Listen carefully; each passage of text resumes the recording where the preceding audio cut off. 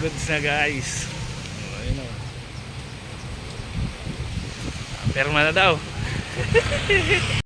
Magandang buhay sa inyong lahat guys. At ayan, maagang maaga na naman nga tayo nagising ngayon. Ayan o, papikit-pikit pa yung mata ko dahil inaantok pa ako. Bale alas 5 pa lang kasi ito ng umaga. Hindi kasi tayo sanay na gumising ng ganito, pero kailangan nating gumising ng maaga kasi nga ito yung unang araw na first day ng aming tupad. Ayan, kung makikita nyo nga, napakadilim pa. At ayan si Mingming guys, yung pusang itim na yan guys ay sampid lang sa amin o inampun lang namin kasi hindi na siya umalis. Sabi niya good morning daw. At ayan, dahil nga sobrang lamig na dito sa amin, syempre kailangan muna nating magpainit. Ayan, yan nga pala yung nilaga ko ulit na sa Gilala. So mga di nakakaalam guys, napakaganda guys, panlinis ng bato ng dahon ng Sagilala. Kaya ito guys yung kinakape ko. Okay din naman yung uminom ng maraming tubig tsaka yung buko juice. Lagi ko din naman po yung ginagawa, pero para mas effective, naglalaga po ako nitong dahon ng Sagilala. Alas 6 nga pala yung call time, kaya ayan, pakapainit ko, naligo na ako. At ayan guys, nakabihis na ako, ready to go na. Ayan guys, medyo lumiwanag na, ang ganda na ng paligid.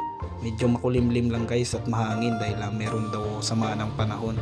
Ayan sinukat ko na yung sombrero ng Dolly Tupad, napakaganda. Kalipas na ang ilang minuto, ayan, gumura na kami ni Tito Tunching dahil baka mali pa kami. Hirap na, first day pa naman, baka masisante agad kami. At ayan guys, yung daan na patungo doon sa pagsisimula namin. Bali magsisimula nga pala kami guys sa tapat ng pavement, pabalik dito sa may sa amin. Ayan guys, napakaganda ng daan kapag ka umaga. Ngayon ko lang to nasilayan kasi nga tanghali na tayo nagigising, di ba? Ayan, at dahil hindi naman nga ito kalayuan naming pinuntahan, nandito na din kami agad, nakarating na. Ayan, hinihintay lang namin guys yung mga kasama namin. Bali kami nga pala yung first come first serve. Hindi excited kasi kami guys sa unang araw ng tupad.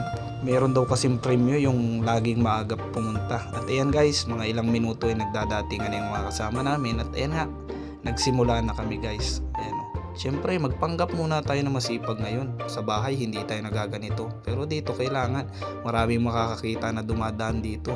Bali napakaganda nga pala ng programa nito ng Dolly Tupad dahil yung mga walang trabaho, mga tambay at yung mga kinakapos sa kita sa araw-araw, malaking bagay po ito para sa amin o para sa kanila dahil nga 435 sa loob lamang guys ng 4 na oras, napakalaking bagay na. Kaya paka-out dito sa Dolly Tupad, pwede ka pang sumideline, di ba? Kaya shoutout sa Dolly Tupad dyan. Maraming salamat po sa inyo dahil kahit pa paano natutulungan nyo po yung mga kagaya namin dito sa aming barangay.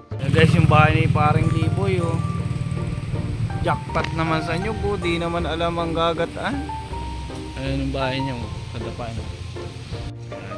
Boss Bonsing, boss, tingin. Sipag. I-react ko ngayon naman. Galing na tayo doon sa unahan. Dami ano yan guys, ang after walisin na lang, diba?